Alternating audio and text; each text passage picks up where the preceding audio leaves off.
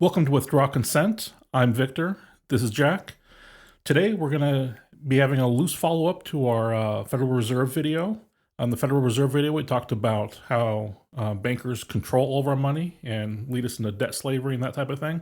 And now if they control the money, we're going to talk about something called the ESG, which is used to control businesses. And Jack, you want to break down some details? Sure. And so we're going to link the Federal Reserve video if you haven't caught it in the description. And so ESG stands for Environment, Social, and Corporate Governance. And what it is it's a rating system where corporations are rated on how well they do based on those three parameters. And nothing to do with profit and loss or how good their products are, anything like that. Right. Okay, so that's the first problem. So all private companies have a duty to maximize profit, and public companies have a duty to maximize shareholder value, right? Okay. So that's a legal thing that they have to do. If they don't do that, then it's a breach of fiduciary duty of care, and they can get in big trouble for not doing that. Now, ESG is typically not a thing that's done by law.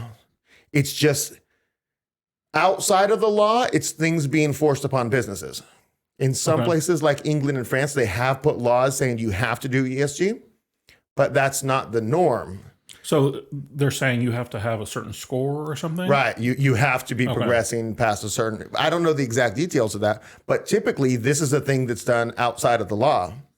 And so when you tell a private company or a public company that they have to do these things, if they come at the detriment to the profit of a private business or the shareholder value of a corporation, they might be in breach of their fiduciary duty of care. Do you know what I'm saying? Okay, because they're pursuing things outside of what they must do by the law, right?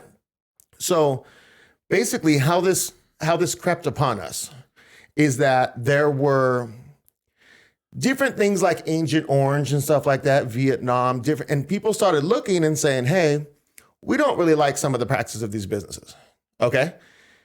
It's a reasonable way to look at it, right? The problem is that, so if you want to know what are the exact, I'll pull up a checklist on the screen right now of the exact things that are ESG. Okay. And there's no checklist because there's no checklist. It's just basically what's happening is data vendors started in the 80s, right? Okay. So they're third-party companies, and they compile the ESG scores of, even before they use the term ESG, they're compiling these scores. 50% of the score comes from disclosure by the company, so stuff that they say, and the other 50% comes from stuff like lawsuits and different stuff that the third-party data vendors gather on them. Oh, okay.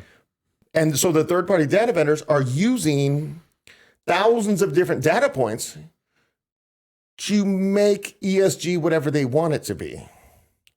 Okay. Because there's no standard of what ESG is.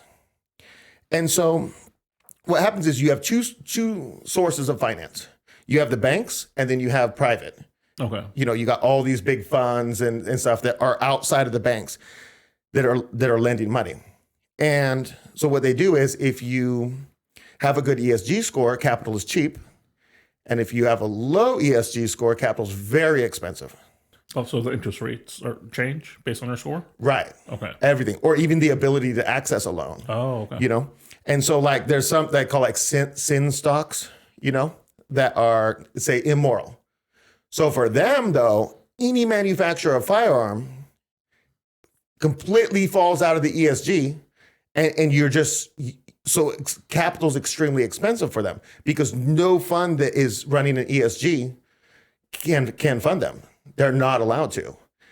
And so are firearms good or bad? Well, I mean, it depends on who's answering the question. It's a very subjective term, I would say.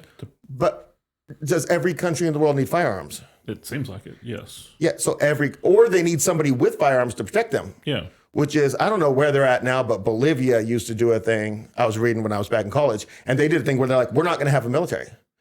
Okay, might work if you've got daddy next door protecting you or something, but it's somebody with a gun who's protecting you. Right. There's a gun somewhere along the line. There's a gun somewhere along the line, right. And so I'm not saying, Gatling guns for civilians, I'm not saying not that either. But what I'm saying is the gun itself is not bad. Say pistols for the police. Well, I guess in the UK, you might just disagree, say batons, you know? Right. But I'm just saying, so what's happening is the banks are using the data vendors. So, okay, so you look at the different data vendors, and so there's this one called MSCI, Sustainalytics, and S&P Global are some big ones, right? And so I was just looking into MSCI and see, and I didn't write down the exact facts, as you could look it up yourself, but I was looking like, what is MSCI? It's one of the biggest ones. Like, what is it? And it's like, okay, well, at one point, Congress said the banks can't do this and this. So the bankers, you know, it was Stanley Morgan or something, or Harold Morgan, I believe it was. And so the big bankers said, oh, we're leaving our banking business to our other family members, and we're starting these companies. And so the companies that own like MSCI are the banks. Okay. Right? So the banks are saying, we'll only loan to you if you have an ESG score. Then the banks are the third-party data vendors. It's a different company, though. They're creating the standards of what is ESG, and then they're faulting you. So they're in absolute control of the world, you know? And like the Western, the Western system, you know, like the World Bank and the International Monetary Fund, it's like 188 or 198 countries. So it's almost all of them that they're in control of. Wow. And then there's a couple like World Bank type things that are just for the East. And it's kind of like that's Russia, China, and just a few other countries. But the majority of the entire world is controlled by these big banks who are pushing these ESG scores, you know? Okay. So that kind of answers why a company goes woke or something, and it seems like they're losing money or something, but they're almost being strong-armed into it. Right. Okay. Now let me tell you. Okay, that's kind of the end of the story. Oh, okay, gotcha. But let's go to the middle of the story. So what happened is, at one point, they claimed that ESG increased profit and shareholder value. Right? They came up with some studies, though they admit the studies frequently changed a couple decades after, you know? And so then at that point, they said, if you don't follow ESG, then you're risking profit and shareholder value, which would be a breach of your fiduciary duty of care. Do you know what I'm saying? Even though there really isn't solid backing for that statement. Yeah, there's not a ton of solid backing, because some of the things from ESG are actually good, you know, where they're talking about like actual effective ways to reduce carbon emissions, not just doing it to do it, but like you're really polluting, you know, like Salt Lake City. I've mentioned it before on the show, the refineries, it's terrible, just haze over the city. Like you could probably do something about that. And they are doing things about it. So when it comes to the environmental, that's a good one. But then when it comes to a situation where it's like, you got 11 people on your board and 2 are women, 8 are men, one man stepping down. And you're like, okay, well, I gotta hire a woman. You just eliminated 50% of the talent pool. You might have a really good woman who's the best candidate, in which case you would go for her anyways without these social, do you know what I'm saying? But you have to put a woman on there with ESG. Do you know what I'm saying? You're trying to up your score. Because you're trying to up your score. And they're saying that if you don't take ESG factors into account, then you're risking profit and shareholder value, which means you're in breach of your fiduciary duty. Do you know what I'm saying? Even though the studies aren't really too accurate. Because if you make the argument that, okay, forcing a woman onto that board as the third woman on the board, that is the only way that you can maximize profits and increase shareholder value. Yes. You're lying. Yeah. It may be the truth or it may not be the truth, but eliminating 50% of the talent pool is rarely the answer to maximizing profit, right? So anyways, the ultimate example of ESG is Germany. Okay. Phasing out their nuclear power plants before they had the infrastructure in place to replace it with sustainable energy. So it was the power companies? Was it federalized like power? I'm not 100% sure, but I believe the government made a decree in some manner that forced it to happen to their own detriment. But if you were looking, and this is the government, so we're not talking about the thing where we say maximize profits and shareholder value. But if you're looking at it, you say, well, ESG always leads to the optimal. Well, look at Germany, you know, it obviously doesn't always. It may sometimes, but it can also be terrible. And so basically, when I'm thinking about it, I think that if the ESG scores increase profit and shareholder value artificially based on the investments that they're given. Do you see? Because they're only given investments because they have the high ESG score, and then it causes them to maximize profit and shareholder value, right? Because they're able to get more investments. Right. So it's an artificial increase of the things that they're going for, and ESG is doing that for them. But technically, the people in the company who promoted ESG aren't in breach of their fiduciary duty, even though it's being artificially, right? Because their end goal is to maximize profits and shareholder value, and they are doing that. But it's this artificial system that's created so that it may be that a higher ESG score does maximize profits, right? Right. But you have to be forced to do their will, you know? Right. And then it's like there's different things they do. Like, have you heard of austerity? No. Okay, so they got these austerity policies and stuff. And then it's like when you're in bed with these banks, and say you're Ukraine, right? Okay. And at one point, Ukraine says, hey, we can't pay back this enormous loan. We just can't make our payment on that. And they say, cool, austerity bill, which means they're now going to write a bill that you're going to push through your country. It's going to increase the taxes. It's going to do this and that. And now that the banks are in direct control of your country, Wow. like this literally happened recently. It's amazing. And like, if you look at the situation with Sri Lanka, right? You familiar? Yeah, a bit. Yeah. So they wanted funding. So they increased their ESG score to like 98.5%. It was like really high, 98.5. I don't think it's a percent. But they were really high. And then everything collapsed because they weren't really doing the things that would. It's kind of like the Germany situation. Your ESG looks high, but what the people need is not ESG sometimes. And sometimes they do. Sometimes they need you to stop polluting their drinking water. You know, there's real things, and it's very unlikely that what they really need is the social things in ESG. Right. But like, say, corporate governance to protect fraud and some environmental things. So basically where we're at right now is that there's, in private assets, there's 30 trillion in assets right now that are following ESG. Okay. 2025, so right around the corner, expected to be 50 trillion. Wow. I think 30 trillion is a quarter of the world's investment funds, or Okay. a quarter or a third, I can't remember. Wow. So if you're trying to imagine the level of control we're at. And going to be. Right. And this is the road we're going down. Now, I was watching this video, and this guy made a very good point, which I'm not going to take credit for, and I'll link that video below if you want to do a deep dive. It's like an hour long, so it'll be longer than this video, and it's a little technical. But here's his point. He says ESG becomes a risk mitigation.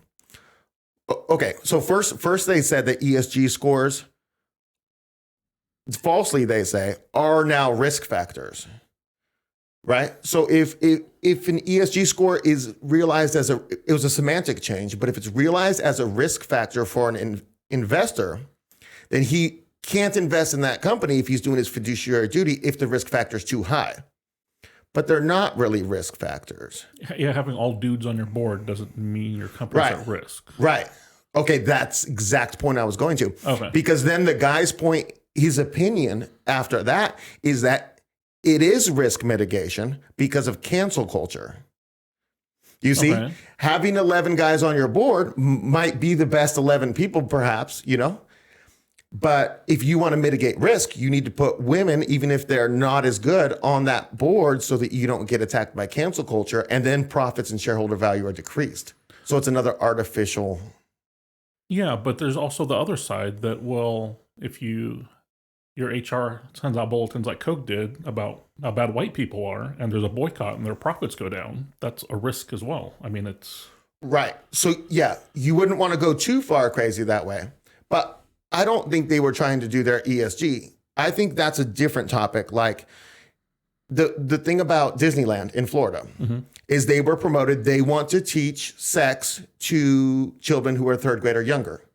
And then the governor says, no, we're gonna take away whatever advantages the government's given you because that's wrong. But they weren't taking that policy about the third graders because of ESG, maximize, none of that. They were taking it, that was a political thing they had. You know? Okay. So Coke's thing right there was a political thing. But now let's look at the gender balance of Coke's board. I'm guessing it's going to be pretty good. I'm guessing if you Google that right now. But what I'm saying is when a board member's leaving and you're trying to put on another one, it is risk mitigation because of cancel culture, right? Yeah, it could be. And so even having a low ESG score, you would want to mitigate risk by increasing it just because of cancel culture, which is an influence that shouldn't be on these companies because the companies should be based on maximizing profits and shareholder value. Like I would say you're in breach of your fiduciary duty of care if you focus on these things so you don't get canceled at the cost of profits and shareholder value. Right. That's what your fiduciary duty is to do. And so anytime you stray from that, you're in breach. Right. And you just don't want to get in breach. Yeah, it's on the one hand, cancel culture is the power of the people. I mean, we don't like how you're doing your business, and we're going to boycott or whatever. I mean, that's ultimately what it is. Which they have very strange motivation for it, which is the part that I have issues with. Right. I would differentiate from a boycott and cancel culture, though. Okay. Because a boycott is a thing saying, hey, we don't like your values. We're not going to buy your product. Okay. Cancel culture is we're going to work outside of those means to get you ruined. Okay. We're going to go to your bank and get funding pulled. Oh, I see what you're saying. And so, like, boycott's not cancel culture. You could fight through a boycott by rallying your own people and saying, hey, say it's abortion. And they take this stance, boycott, then say, hey, all my people who take the other stance, we need you to buy double. Because we're getting hammered by the baddies, whichever side you're on doesn't double matter. Abortions, yeah. Right. So I think a good place to go from here, so that's basically the rundown of it. Okay. But a good place to go from here would be like, we're always talking, realistically, if we work together as people in the world or in America, we could work together and destroy the system. Yeah. Pretty quickly. The problem is people are busy with their sports ball and they don't got time for it. Or you're saving for that boat and you can't really, allocate $10 to some cause or something. Yeah. So, but imagine that the system has fallen and you're trying to rebuild it. Okay. What are the options to do the right thing with ESG? By the right thing, I mean, what's in the benefit of the people? Because that's always the right thing in our estimation. Right. So your premise is that the idea of having a set of rules to rate a business outside of profit and loss isn't necessarily a bad thing. It's just the things that you get points for need to be adjusted. Is that what you're implying? That could be the case. Okay. But like, what is the argument for that? Like, say somebody says, no, you can't put anything in front of profit and shareholder value. Go. How do you defeat that? Well, I feel like the people are more important than money. Agreed. So that would be if I was Supreme Leader Victor and I'm making an ESG, even that's federally enforced or encouraged or, whatever the line is, you're encouraging things like supporting people, work in the community, not creating products or encouraging practices that are immoral, that type of thing, trying to keep the character of the company or the country high, that type of thing. Right. Okay. Yeah. And I was just playing devil's advocate. I totally agree with you. Okay. Because if we had the right system, the only reason we say no government, low government, cut back government is because our system's terrible. And they hate us. They hate you. Right. They want to destroy your lives. They want to take your house. They want to live in a pod and eat the bugs. Right. I mean, they want all these things. And so it's hard for people to realize that there could be a good system. Right. And that in history, there has been a good system or two. Right. Even if you have to go, and you don't have to go that far back, but even if you go back to the ancient Greeks in just the city-state of Athens, and you look at before they brought the slaves in and did all that stuff and ruined their culture, they had a beautiful system that worked for the people. It was of the people, by the people, and for the people, literally in that case. Actually, yeah. Right. And so if you can reach the imagination where you can hypothesize a good system, you can say that putting things above profit is good for a company if they're the right things. Right. But it takes everyone, both the people and the businesses to be on board with. No, it just takes the people to be on board. because the people can force the businesses to do what they want. Okay. But I mean, ultimately, the people are the ones that are working in the business. The point I'm making, I guess, is we are where we are is because of generations of people being taught certain things, and they Okay. get into the business, and all of this seems fine to them. Right. Or they just sell out, even if they know it's not fine. Okay, yeah. Because you've got to think of like when Amazon was treating its employees bad, you've got to think that I don't think that up in the corporate board, they're like, that they're like, we just got to get that profit.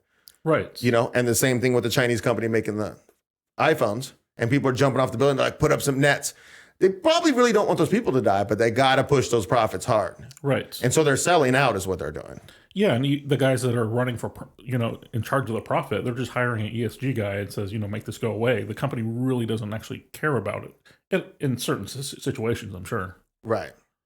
And we talked about it in our Federal Reserve video, but talk about the banks. Where would the banks be in the system? Where would they be in this? Yeah, where would they be placed in the system? What would they be? Oh, like in the future system. Oh, okay, gotcha. Well, again, if it's for the people, then why not have the government control it? And if it's a good government. It's all based on the people who are authentically there for the people and not just saying the platitudes and all that. Right. And you might be ready to click off by hearing that. Nationalize the banks. These guys are crazy. But listen to this. What if they said, hey, we're going to nationalize the banks, and the banks for all home loans are never allowed to charge you interest in the history of this nationalized bank. That's a rule of the bank. Would you be so quick to click off the video? Right. Because it's like, oh, you're trying to do something for the people. Right. That's what the entire channel is about. Helping you get into homes. That's what all of our ideology is about. And it's reasonable to do that because if you go watch our Federal Reserve video, they're not printing money. If you say, oh, they're printing more money. Nope, they're just fabricating numbers in a computer.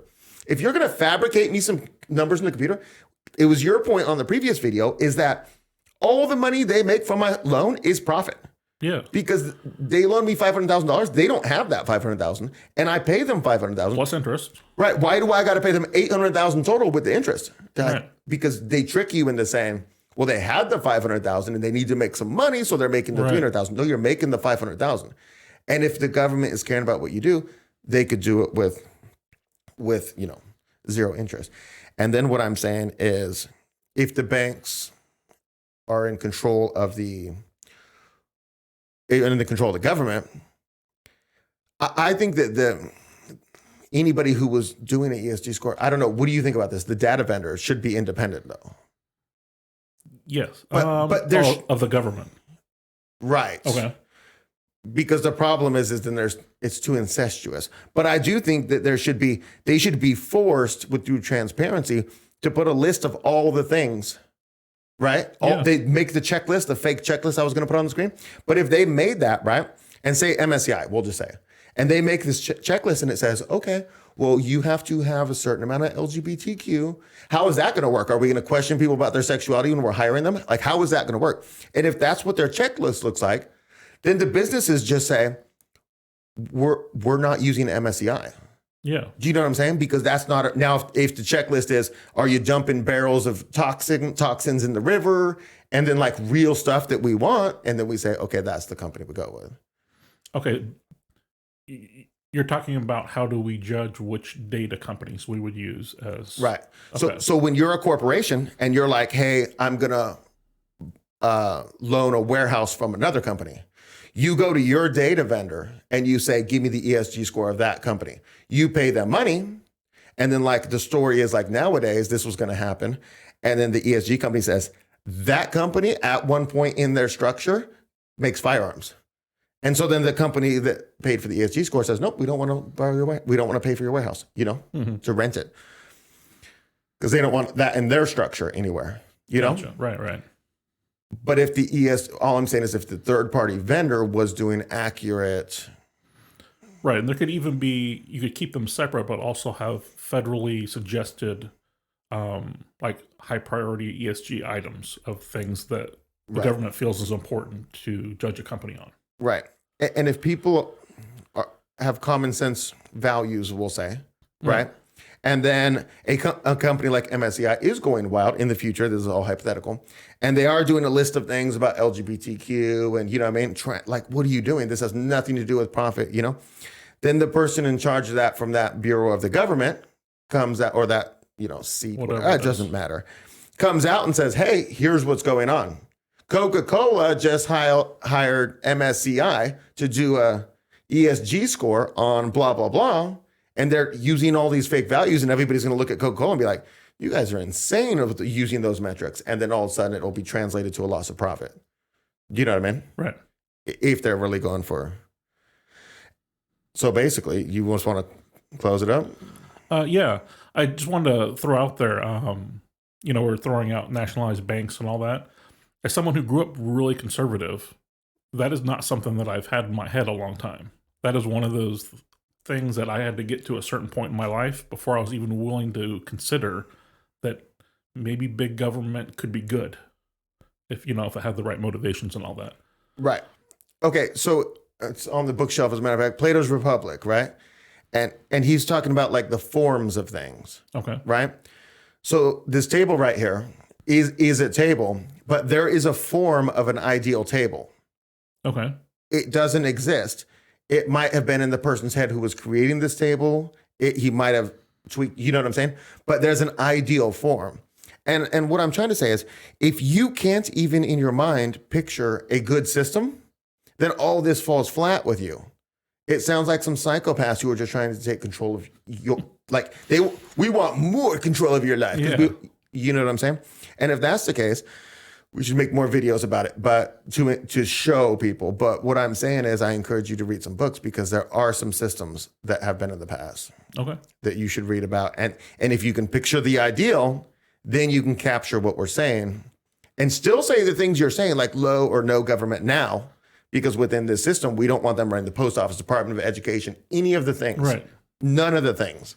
Yeah, well, this system is corrupt and inefficient and just terrible at every aspect of everything they do. And they're literally tyrants. Right. I mean, if you look at your own life and you say, man, I don't have much faith in elections. Let's say you take that view, then they're picking the people to be your tyrants. Right. And you have no say. There's no of the people. There's no by the people. There's no for the people. Right.